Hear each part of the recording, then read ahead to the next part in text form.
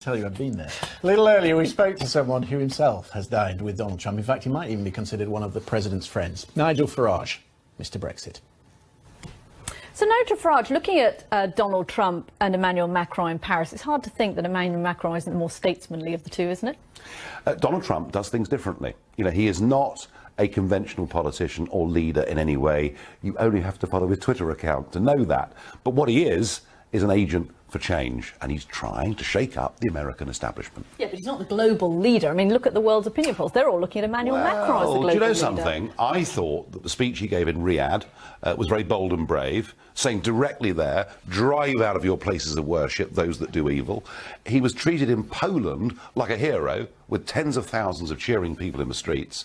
And you know what? He may not be the sort of cup of tea that the liberal media go for, but actually I think around the world he may be a bit more popular than people realise.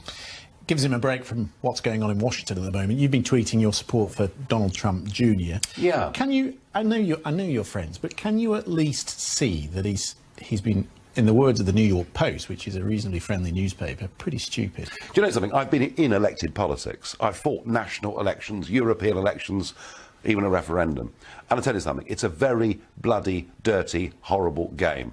And if someone says to me, I want to meet you for a cup of tea, I've got some information that will really damage the Remain camp or the leader of a party you're fighting, what do? You go and listen. Yeah, but OK, let's bring it domestically. If a Russian had come to you and said, I have some dirt on Theresa May, wouldn't your antenna just go up a little bit and you think, hang on, this is an adversary, this is not someone that I should really be dealing with? Well, and I think that's what Trump said. You know, when he appeared on Hannity, Fox News, he said, looking back on it, I'd have done things differently. If I was in that position, do you know what I'd have done? I'd have sent somebody else.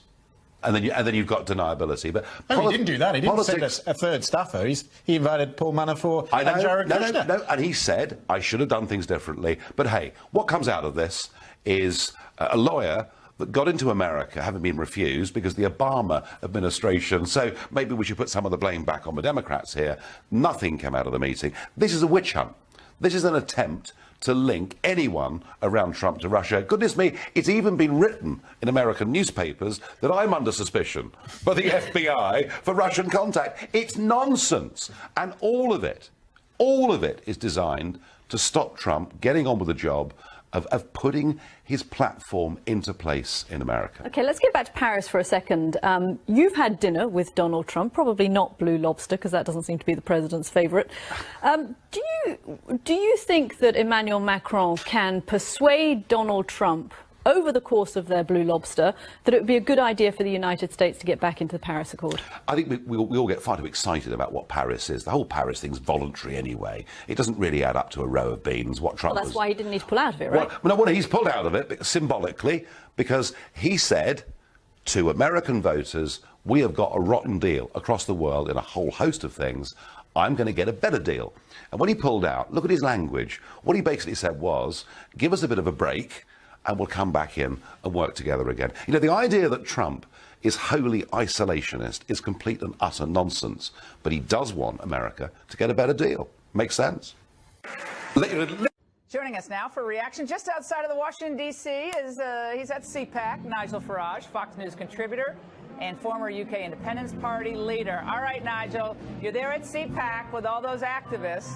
And the president talked about the judges today in his speech and how if we don't keep this momentum going, you know, we won't get judges on the courts and a lot of his agenda could be undone.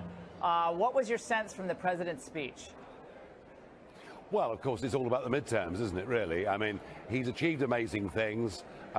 He said today that he kept more promises than he'd actually made during the election campaign, which was a great line.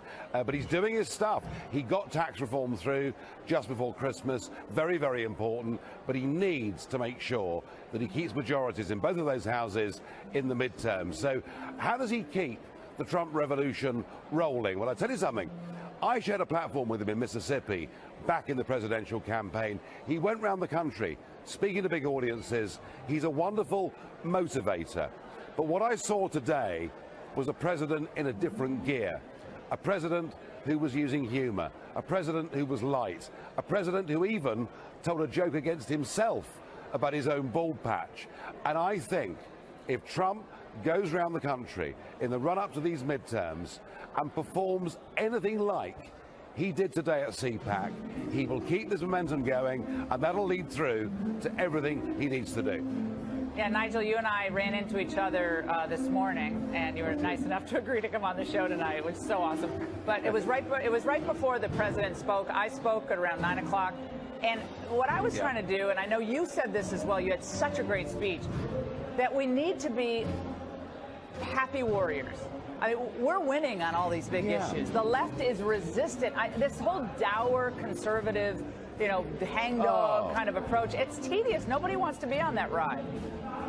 Look, career politicians are as dull as ditch water. Why? They're always being safe. They don't want to take a risk. All they care about is getting re-elected.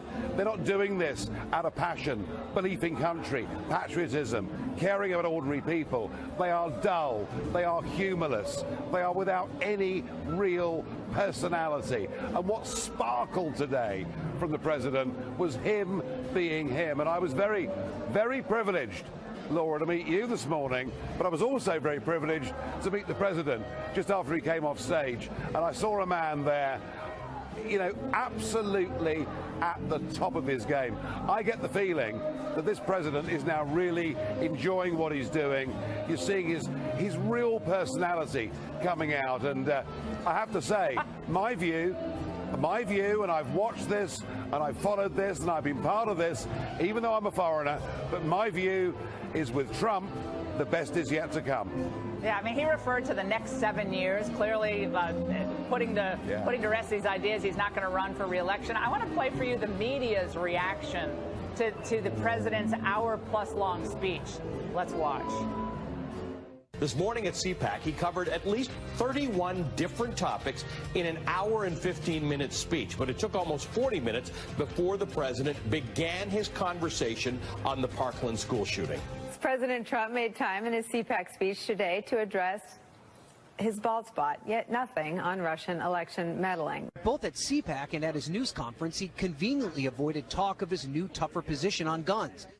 Nigel, I mean, the president was self-deprecating, which the media had complained he never was. I howled. We were watching it in our hotel room.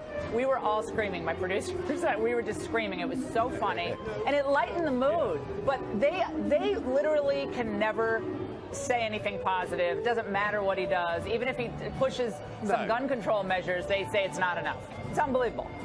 No, of course they don't. And you remember with Ronald Reagan, it was exactly the same. They never ever forgave Reagan for winning once and then twice, and they kept at him all the way through his presidency. But you know what? He goes down in history as one of the great presidents. And I don't think it matters anymore what CNN say or the New York Times write. It doesn't matter.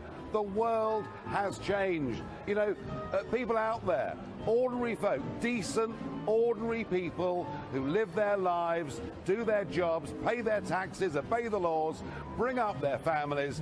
They don't care anymore what mainstream media is telling them. Yeah. Do you know what? They make up their own minds. I think you're right. The progress has left them behind, and it's almost not worth engaging with them or getting demoralized or distracted by what they're saying or the constant resistance. Move the ball down the field, get great legislation passed, do the stuff that he's already done, and then some. I want to show a poll on screen. U.S. satisfaction with world standing hits 13-year high. 45% positive rating. 2017, it was 32%. 2005, it was 48%. That's the Gallup poll. So, Nigel, my question to you is, how are we being viewed, do you sense, internationally? Americans are happy with how they think we're being viewed by the rest of the world under Trump. At least it's gone up. It's still not a majority. But that's good news, considering where they predicted he was going to take us. Well, let's be fair. Obama was a disaster. America's standing in the world went down considerably during the 8-year period. And everyone said that Trump on the world stage would be an embarrassment. He'd be a dummy. He wouldn't know how to behave. And you know what? Right from that Riyadh speech, his first speech, through to Davos, where he delivered the line, you know, America first, but America not alone, did it beautifully, and people understood it all the way through. He has behaved on the international stage with huge dignity, with great confidence. In fact, when he was in Beijing, walking around, I thought he was about to put a bid in to buy the place. You know, that would be nice. Yeah, we need that to happen. We don't even have time to get into the China thing, but he's finally, he's actually the first president to address the China threat in a substantive way on trade, and not afraid to say so, Nigel, which is fantastic. Nigel, thank you so much for joining us. We got to roll, but have a great time. It's great to see you today.